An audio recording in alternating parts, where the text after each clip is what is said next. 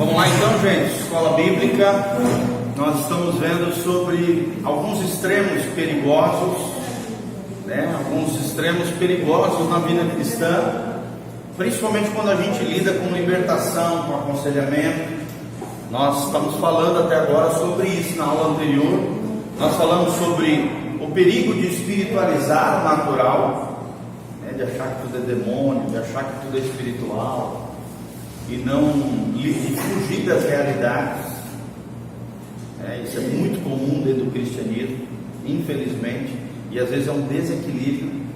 E também nós estávamos no nosso último tópico falando sobre também o perigo de naturalizar aquilo que é espiritual, ou seja, tratar tudo como humano, como psicológico, e não perceber, não discernir a conotação espiritual quando tem algo espiritual, tá? Tem muita gente, tem muitas pessoas que não acreditam no mundo espiritual, principalmente quem vem dessa linha racionalista, quem às vezes está nessas faculdades humanistas, antropocêntricas, que coloca o homem em primeiro lugar, que o homem não precisa de Deus, que esse negócio de demônio não existe.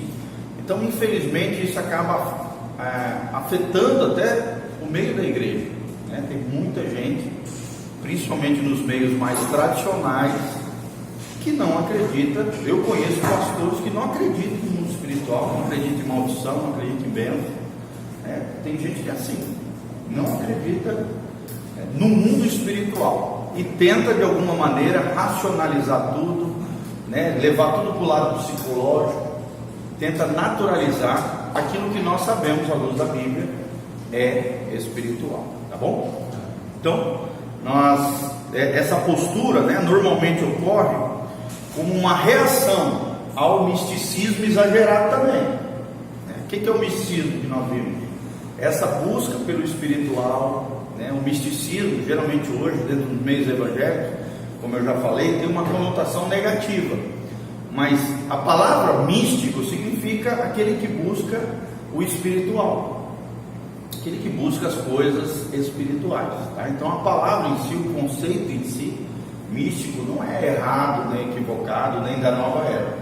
Mas é claro, a busca do mundo espiritual sem Deus, sem uma conotação bíblica, é claro que pode levar ao erro, à falha, à heresia e esses absurdos todos que existem hoje em dia, tá bom? Então, como um contraponto disso, surgem essas pessoas que não acreditam em nada de espiritual e geram essas confusões todas aí, tá bom?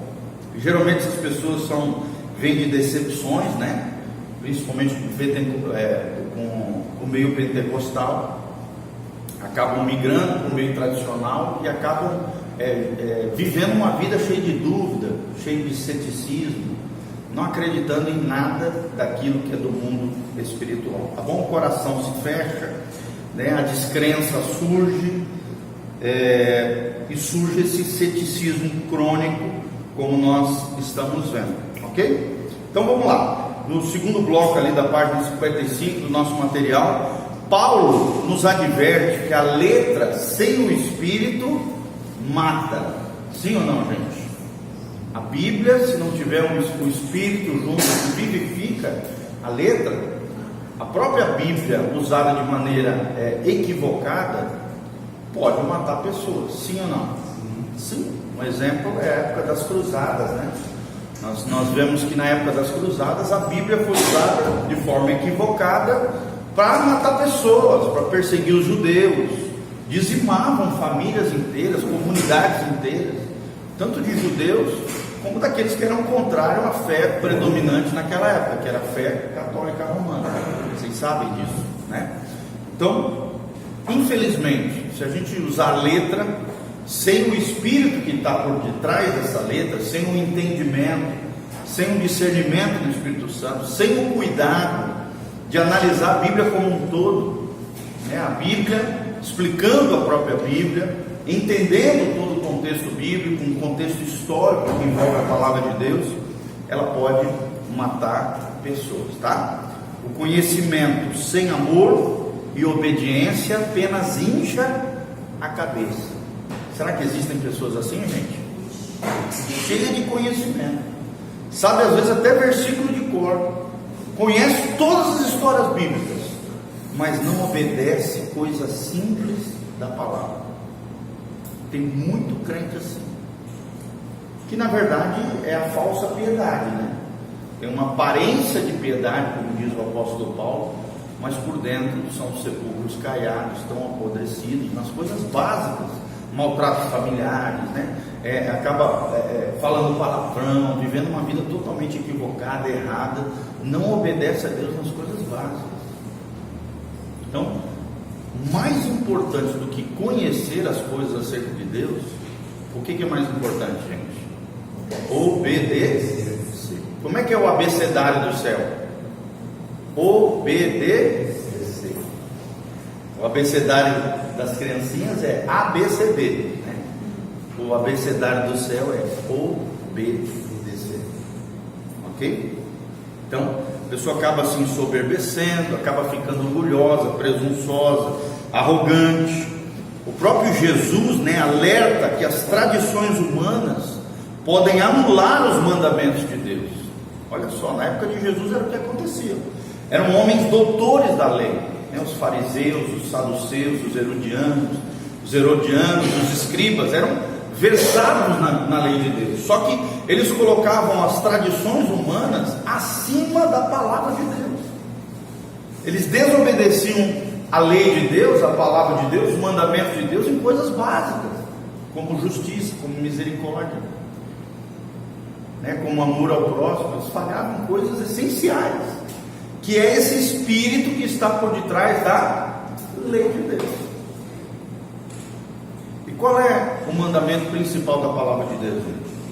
Amarás o Senhor teu Deus com toda a tua força, com todo o teu entendimento, né, com toda a tua alma, e amarás também o próximo como a ti mesmo.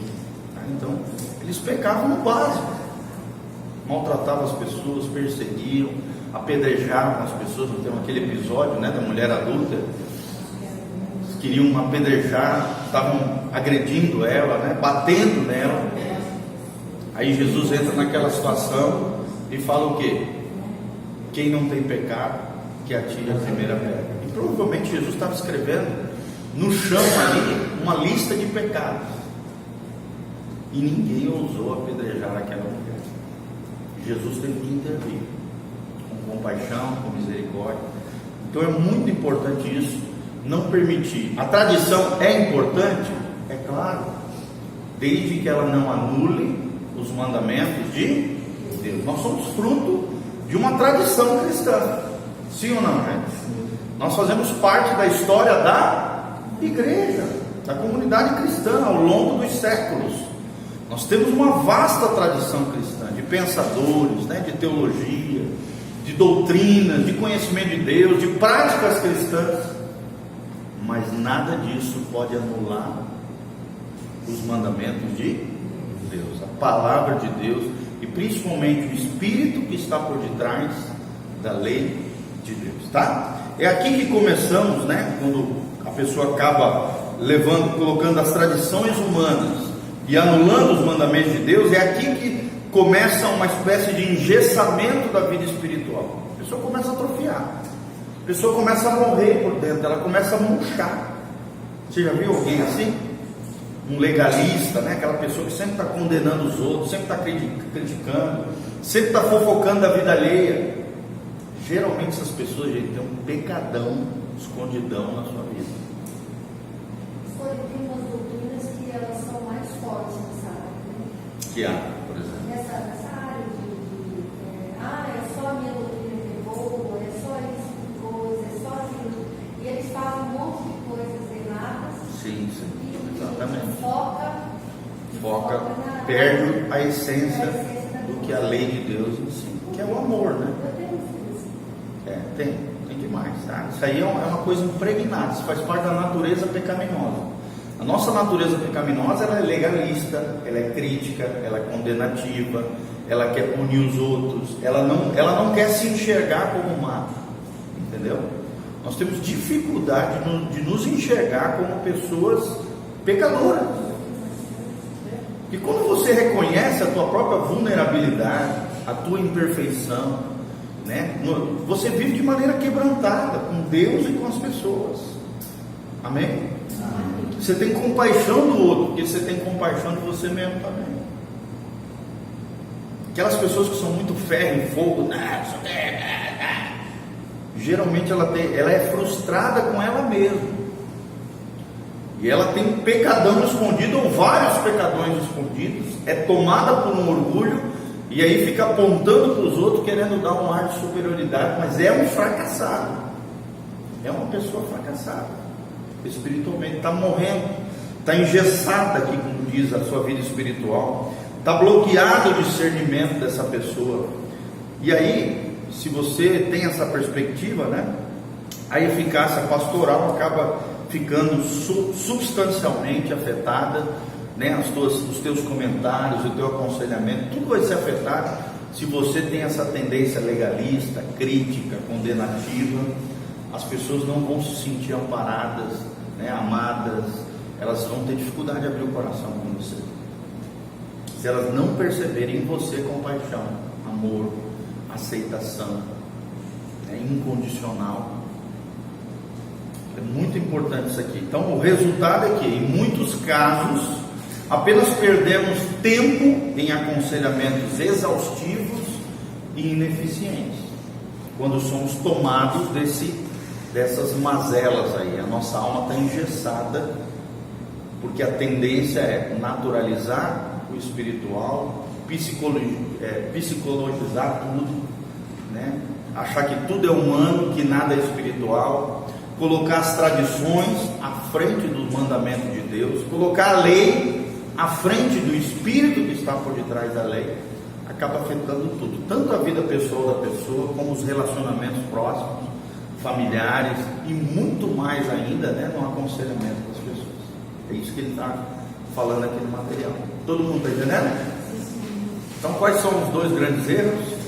Primeiro, espiritualizar o natural. E o segundo, naturalizar aquilo que é espiritual. São dois extremos da balança. E Deus não está nem num extremo, nem no outro. Deus é um Deus de equilíbrio. Fala comigo, Deus é um Deus de equilíbrio. Todo desequilíbrio gera dor e sofrimento. Eu aprendi com o pastor Botelho. Toda pessoa desequilibrada, ela produz para si e para as pessoas que estão ao seu redor dor e sofrimento. O desequilíbrio produz dor e sofrimento. O equilíbrio produz uma vida fluida, uma vida frutífera, uma vida produtiva. Entenderam? Amém? Então vamos lá. Sintomas, nós vamos entrar agora nos sintomas comuns da existência de maldições, tá? E nós vamos falar de vários sintomas. São 14 sintomas. Nós vamos estudar um a um aqui devagarzinho, para que a gente possa aprender e analisar cada um desses sintomas. Lembrando sempre que sintoma é o que, gente? É aquilo que aparece, é o que está sob a superfície, é o que se torna visível na vida das pessoas. Mas aonde está o problema? Está na raiz, está no profundo, está na raiz da pessoa, ou seja, não está no sintoma, está na causa. Lembre-se sempre que o sintoma é aquilo que aparece. Por exemplo, a febre. A febre é um sintoma. A causa é o que? Geralmente é uma infecção, é uma inflamação, é algo mais grave, é algo mais profundo, é algo mais interno. Tá bom? Então vamos lá. Não devemos menosprezar o poder destrutivo do pecado. O pecado mata, o pecado mutila, o pecado destrói. Pecados e iniquidades não redimidos, ou seja, não perdoados, não purificados pelo sacrifício de Jesus, seja em relação a nós mesmos ou a nossa ascendência, ou seja, a linhagem que vem depois de nós, impõe um jugo. Não, desculpa, a ascendência para cima, tá? Aqueles que vieram antes de nós, lembrando que Êxodo 20 diz que a interferência, a influência, as perseguições afetam até qual geração? Fala comigo, quarta geração.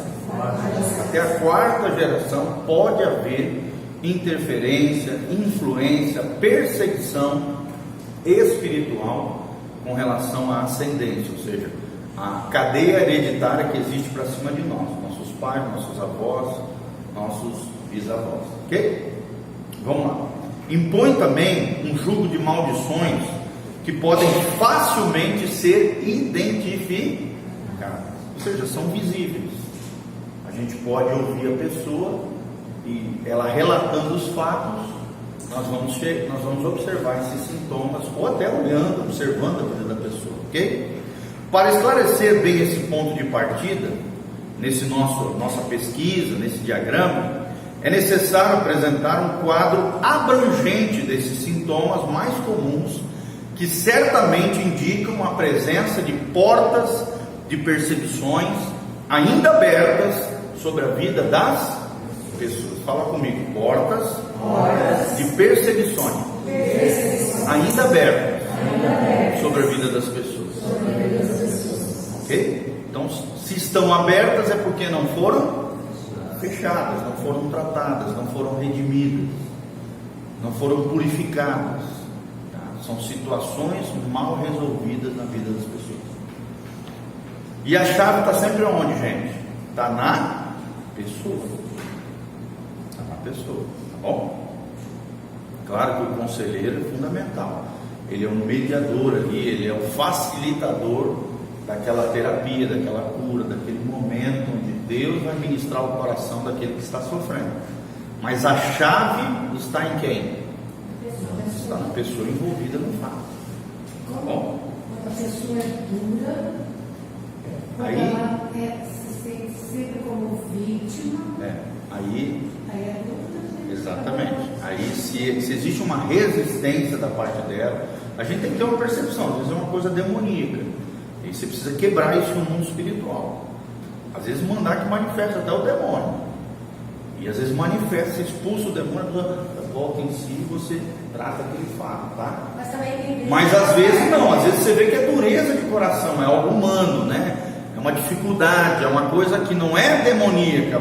Claro que sempre o diabo está por detrás de toda a dureza do coração, de toda a resistência, de toda a rebeldia. Mas quem escolhe ser duro é a pessoa. Mas às vezes é a própria dureza do coração humano diante de uma verdade em que ela foi confrontada, diante de uma dificuldade, tá? Então, aí, às vezes o conselheiro tem que recuar e ficar só na intercessão. Se a pessoa resiste, se a pessoa não reconhece que ela precisa de ajuda, irmão, não tem o que fazer, não sei interceder, orar, clamar a Deus para que Deus prepare aquele momento de quebrantamento, de reconhecimento, que só o Espírito Santo para convencer do pecado, da justiça e do juízo. Lembre-se disso. O papel do Espírito Santo nós não podemos fazer. É só Ele que faz isso. E às vezes é oração e intercessão. Tá bom? Todo mundo entendeu aqui? Então, perseguições ainda abertas, né? Portas de perseguições ainda abertas sobre a vida da pessoa. Essas portas precisam ser fechadas. Existe um termo, né? Evangélico que a gente chama de brechas espirituais. São essas portas, né? Existe muita falação teológica com relação a isso e tal. Vocês vão encontrar de tudo na internet. Mas quem fala mal sobre essas questões das portas, das brechas e tal, é porque ainda não entende essas questões, né? É uma falha de compreensão, tá bom? De achar que na cruz Jesus já resolveu tudo. É claro que Jesus potencialmente já resolveu tudo na cruz, sim ou não? O sacrifício de Jesus foi completo, foi pleno. O problema não está em Jesus, o problema está no ser humano, que precisa se apropriar dos benefícios conquistados por Jesus na cruz do Calvário. Às vezes existem áreas trevosas, tenebrosas na vida do cara, e a própria cruz não consegue na sua plenitude operar, porque essas obras precisam ser abandonadas. É o que diz lá em Hebreus, das obras mortas precisam ser banidas, precisam ser tiradas, comportamentos precisam ser modificados. Reconhecimento, quebrantamento, arrependimento, confissão de pecado, Os princípios de Deus são imutáveis. Não é um passe de mágica a cruz de Cristo, não. Ela tem eficácia, ela é plena, ela é suficiente, ela é completa, mas a pessoa precisa ser crucificada, no sentido literal da palavra, morrer para o eu, morrer para o pecado, morrer para as atitudes erradas, para que a cruz faça um efeito na vida dela, quebrando esse poder do inferno sobre a vida da pessoa, tá bom? Não estou fazendo terrorismo gospel aqui, tá? Fiquem tranquilos. Vamos lá, então, primeiro sintoma, gente: dom ministerial contaminado. Vocês acham que existe isso dentro da igreja? Quando a pessoa está servindo a Deus, entre aspas, com dons espíritas. Olha só que terrível isso aqui, gente. Tá bom? Quando a pessoa começa, vem cá, eu quero profetizar na tua vida. O cara não é profeta, o Espírito Santo não falou nada. Às vezes ela vem de uma bagagem espírita, aí entra na igreja, se converte e não abandonou aqueles envolvimentos que ficaram lá para trás. E o diabo começa a contaminar ela e começa a servir a Deus, entre aspas, com dons espíritas, e não dom espiritual. Ela pode ter até sido abandonada, mas ela precisa de perdão, um arrependimento. Precisa de um tratamento ali pastoral, um mapeamento, né? Renúncias de alguns dons espíritas, quebra dessas portas que ficaram abertas, para que realmente, né, não haja contaminação com relação a isso na vida da pessoa. Nós vamos falar aqui, tá bom? Então nós vamos dar uma ênfase maior a esse tópico devido às sutilezas, né, envolvidas nessas situações. Como, por exemplo, para alguns isso pode até parecer estranho e até inadmissível, mas se você estudar as cartas de Jesus às igrejas da Ásia, vai se deparar exatamente com essas realidades. Sim ou não, gente? Teve infiltração no meio da igreja de coisa ruim, de seitas como dos nicolaítas, né? De vários espíritos enganosos que se infiltraram dentro da igreja. Ele menciona, né, que dentro das igrejas havia os que eram da sinagoga de Satanás. Olha só, que terrível. Sinagoga de Satanás. Eles estavam tentando operar na igreja de Esmirna. Tá bom? Pastor, a gente partilha assim uma lição. Hoje, a nossa Maria, eles estão dentro da igreja. Sim. Eles são obrigados a se preparar Às vezes tem, se filtra, contamina. A função deles é porque eles estão dentro da igreja. Sim, sem dúvida. Tem até pastores envolvidos com isso. Infelizmente, acaba contaminando, tá bom? Os que eram da doutrina de Balaão, é outro exemplo aqui, tá?